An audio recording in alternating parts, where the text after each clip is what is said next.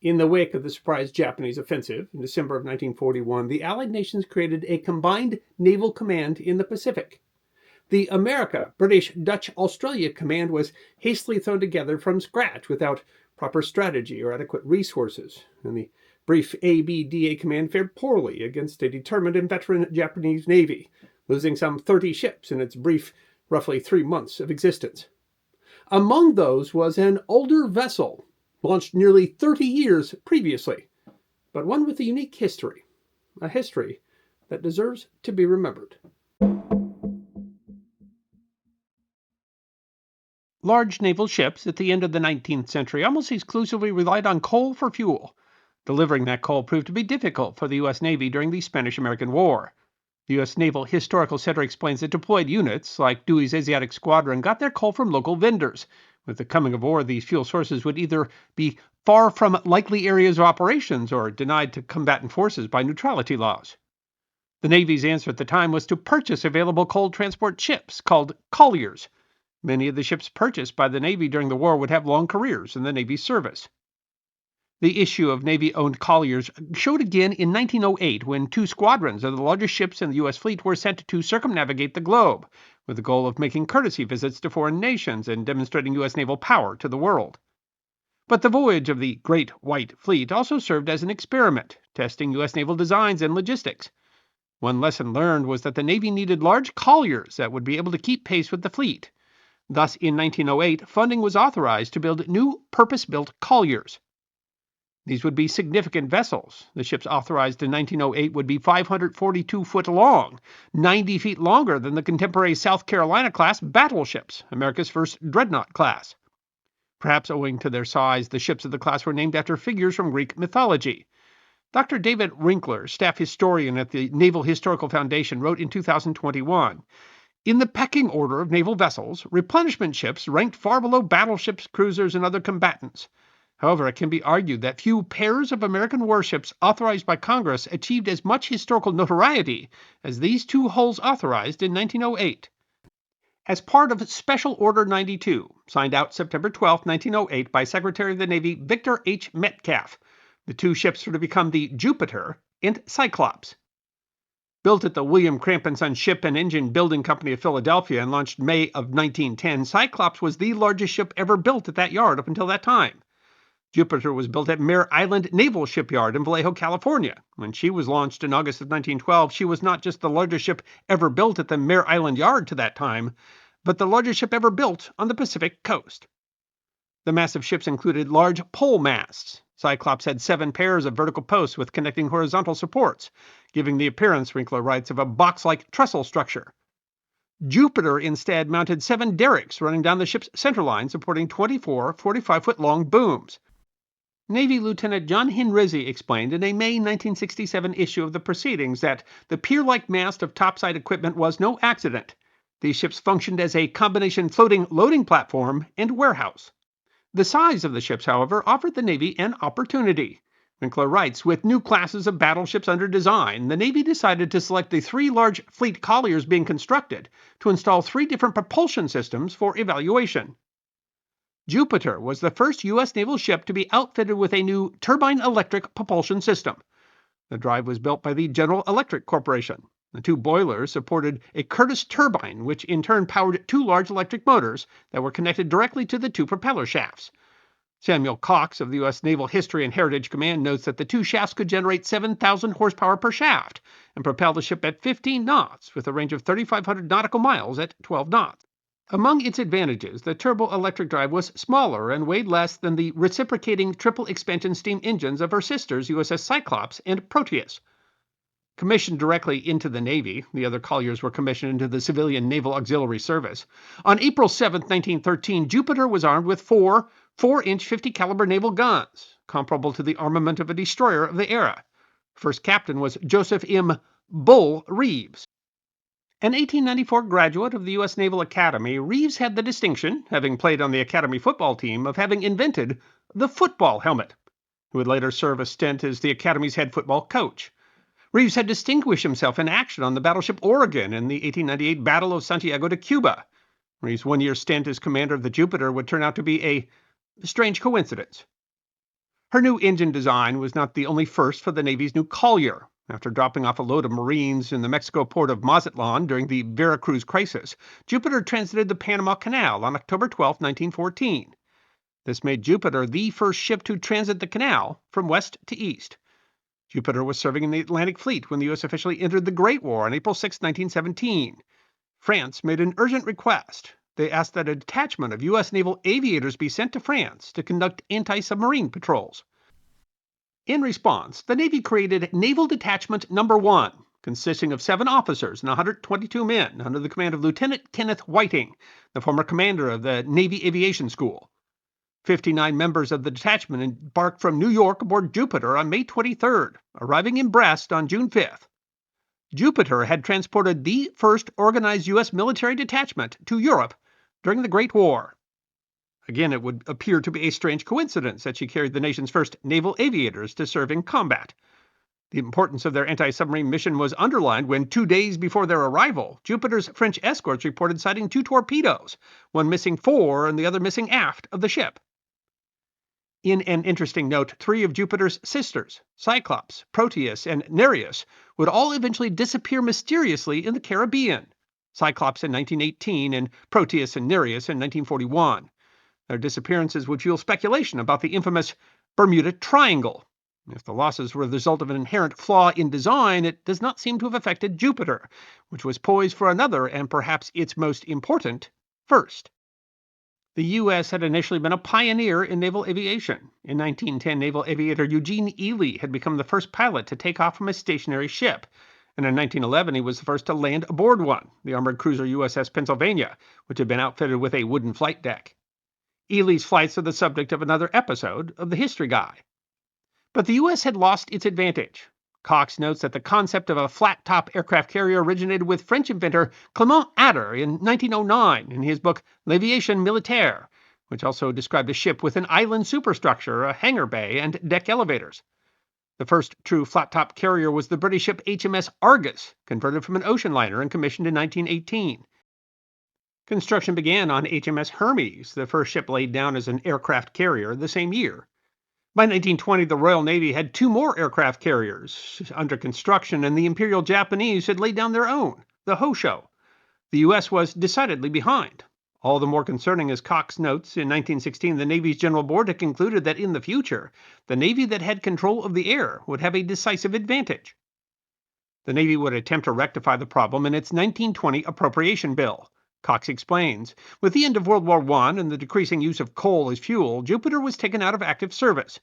On July 11, 1919, the Naval Appropriations Act for fiscal year 1920 was signed into law, authorizing the conversion of a collier into an aircraft carrier. While Proteus and Nereus were still in active service, Jupiter was the obvious choice for conversion.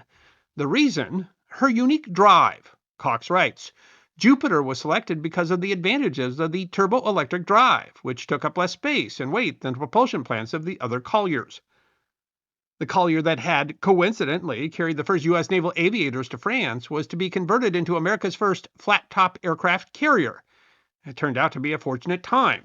Following the war, the U.S. had turned against military spending. But the U.S. was in the midst of negotiations for the Washington Naval Treaty, which would limit the allowed tonnage for large capital ships, including aircraft carriers. But the proposed treaty had a provision that exempted experimental aircraft carriers so long as they were in existence or under construction by November 12, 1921. The conversion of the Jupiter allowed the U.S. to take advantage of the loophole. Jupiter was officially decommissioned at the end of March 1920 and in April recommissioned as USS Langley, named after pioneer naval engineer Samuel Pierpont Langley. She was given the designation CV-1. The U.S. Navy designation CV is based on a classification system established around 1920. The C stands for cruiser and V stands for fixed-wing aircraft, derived from the French word voler, to fly. Thus, CV indicates carrier, fixed wing. The conversion, which took place at Norfolk Navy Yard, constructed a 534-foot-long flight deck over the ship's original deck. Arresting wires were installed both forward and after so that the ship could recover aircraft while steaming either ahead or in reverse. A Mark I catapult was installed on the flight deck's bow end. There was no hangar deck. The aircraft were stored on the main deck, with the flight deck raised on steel girders. The flight deck, held up by the girders, gave the appearance of a Conestoga wagon, so the ship was nicknamed the Covered Wagon. The large spaces below deck were also converted. Former coal bunkers were converted to hold aviation fuel. Other bunkers were converted to hold machine shops and spare aircraft and parts, while others were filled with concrete to provide ballast. An elevator was built into the upper part of bunker number 4 to take aircraft from the main deck to the flight deck. As a sign of the technological transition of the period, the Naval History and Heritage Command notes that a $25,000 house for message-bearing homing pigeons was erected on the fantail. Her first officer was Commander Kenneth Whiting, who had commanded Aeronautic Detachment No. 1, which the former collier, now aircraft carrier, had helped to transport to France in 1918. Originally, there had been a plan to convert a second collier, but the signing of the Naval Treaty in 1922 had limited the allowed tonnage of battle cruisers. Thus, the hulls of 2 incomplete battle cruisers, USS Lexington and USS Saratoga, were instead converted to become aircraft carriers. Commissioned, Langley was assigned to the Battle Fleet, the main U.S. Pacific Fleet. Along with the seaplane tenders USS Aroostook and USS Gannett, she became the fleet's aircraft squadron. In 1925, a senior officer was assigned to command the squadron, placing his flag on the Langley. He was a Navy veteran who, after a long career, had become a champion of naval aviation and earned a designation as a Naval Aviation Observer. He was Commodore Joseph Reeves. Reeves would eventually become a flag officer and tireless supporter of naval aviation who would be integral in the process of integrating carriers into the fleet, had, of course, also been the first captain of USS Jupiter. As an experimental carrier, the Langley represented numerous firsts for the United States Navy and some worldwide firsts, such as the October 17, 1922 first launching of an airplane from an aircraft carrier using a catapult, with Commander Whiting piloting the plane. The Langley was used to test and improve both equipment and processes and was responsible for important innovations, dramatically improving the pace of aircraft operations. The lessons learned and the pilots trained were critical to the development of U.S. naval aviation. In 1929, Langley was also the star of a Hollywood film. The silent film The Flying Fleet was the story of 2 Navy pilots who were rivals for the love of the same woman. But the carrier fleet was growing. Saratoga and Lexington were commissioned in 1922. USS Ranger, the first U.S. ship built from the keel up as an aircraft carrier, was commissioned in 1934. 3 more carriers of the Yorktown class were laid down that year, and the U.S. was approaching the tonnage limits of the Naval Treaty. Langley was again converted. A third of her flight deck was removed, and she was redesignated as a seaplane tender. In 1939, she was assigned to the U.S. Naval Base in Cavite, Philippines, tending Catalina PBYs. When the Japanese attack began on December 8, 1941, Langley was at Cavite under the command of Robert P. McConnell. She was ordered to move south, first to the Dutch East Indies and then to Darwin, Australia, ahead of the Japanese advance. On the way, she got her first taste of combat. Ensign Lanson B. Ditto told the National World War II Museum, "About noon on December 9, 1941, we were steaming south on open seas when a plane was sighted.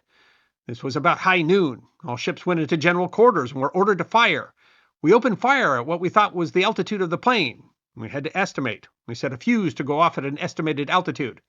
We started at 5,000 feet and could see that it was coming up short, so we raised to about 7,500 feet and could see that it was short too, so we raised it up to the maximum of 10,000 feet. Pretty soon word came down from the navigator. It was determined that this was the planet Venus. It turned out that we had fired 300 rounds at the planet Venus. Recently, I've seen satellite pictures of the planet Venus, and I noticed pockmarks, so maybe we did hit our target." Langley's seaplanes operated anti-submarine patrols off of Darwin until January 11th, when she was given an urgent mission. The ABDA command was desperately trying to deploy resources against the Japanese advance, and Langley was needed to transport U.S. Army fighter aircraft to defend the Dutch East Indies. She embarked for Fremantle to collect 32 P-40 fighters and their crews. As a result, Langley missed the devastating February 19th attack on Darwin. It has been speculated that her presence there, misidentified as an aircraft carrier, might have been what provoked the Japanese raid. A 1943 Navy report on the Java Sea campaign explains, "Desperate as was the situation in Java, there was still a bare hope that the island might be held if sufficient fighter planes could be obtained. There was some chance that this might be done. On February 22nd, only 2 days after a successful Bali raid, a convoy had sailed from Fremantle, Australia, bound for Ceylon. It was escorted by the United States cruiser Phoenix, and in it were the Langley, with 32 assembled P-40Es on deck and with pilots and flight personnel on board. and the Sea Witch with 27 crated P-40s in her hold. The situation was desperate, and Langley was dispatched to the less than ideal harbor of Tlachtchap. The Navy History and Heritage Command writes, in a tragic series of command and control errors and other delays, Langley wound up making her final suicidal run into Tlachtchap in broad daylight on February 27th. She was being escorted by the destroyers USS Whipple and Etzel. The report states it was a fair morning with only a few high scattered clouds and a light northwest wind. The Langley was less than 100 miles south of Tlachtchap when at 9 a.m. an unidentified plane was sighted. Realizing that the enemy had now found the Langley, her captain sent a report and requested a fighter escort. There were not 15 fighter planes in all of Java, and none could be sent. The Langley had only half a flight deck, too short to launch the fighter she carried. Langley was attacked by 16 Japanese G-4M Betty twin-engine bombers, flying from newly occupied Bali. The Navy History and Heritage Command explains superb handling of the old ship by Commander Robert P. McConnell narrowly avoided bombs dropped by the first 2 bomber attacks. But when the Japanese made a third attack, they had learned McConnell's tricks, and Langley was struck by 5 bombs. The crew attempted to control the damage, but the Navy report explains, seldom has a ship been hit more severely by one salvo. Aircraft on deck were burning. There were fires below deck. Fire mains were broken. The ship was taking water forward and was listing 10 degrees to port. But she could still be steered, and her engines were still running in spite of the water rising in the engine room. The ship was maneuvered to obtain a zero wind, and the fires were somehow put out. The shattered planes on the port side were pushed overboard, and counter-flooding was carried out in an attempt to correct the list. But it was all useless. Water continued to rise in the engine room, and the list was increasing.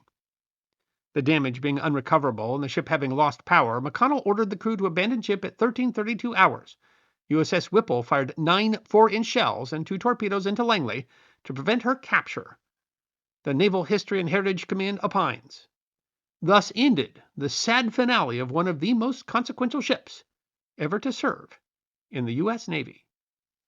The Langley took relatively light losses in the sinking, 6 men killed and 5 men missing, but the crew was transferred to the tanker USS Pecos to return to Australia, and on the way back it was attacked by Japanese aircraft and sunk. In the end, only 149 men of the original Langley's crew of 430 survived to make it back to Australia. The sinking of the Langley occurred the same day that the ill-fated ABDA command lost the decisive Battle of the Java Sea. Turns out that Langley's mission was always futile. Any aircraft it could have managed to deliver would have come far too late to impact the outcome of a campaign that was, frankly, already lost. Amidst the huge Allied losses, more than 2,000 Allied sailors were killed in the Battle of the Java Sea. The sinking of the 30-year-old Langley barely registered to people back at home. I hope you enjoyed watching this episode of The History Guy, and if you did, please feel free to like and subscribe and share The History Guy with your friends. And if you also believe that history deserves to be remembered, then you can support The History Guy as a member on YouTube, a supporter on our community at Locals, or as a patron on Patreon. You can also check out our great merchandise shop or book a special message from The History Guy on Cameo.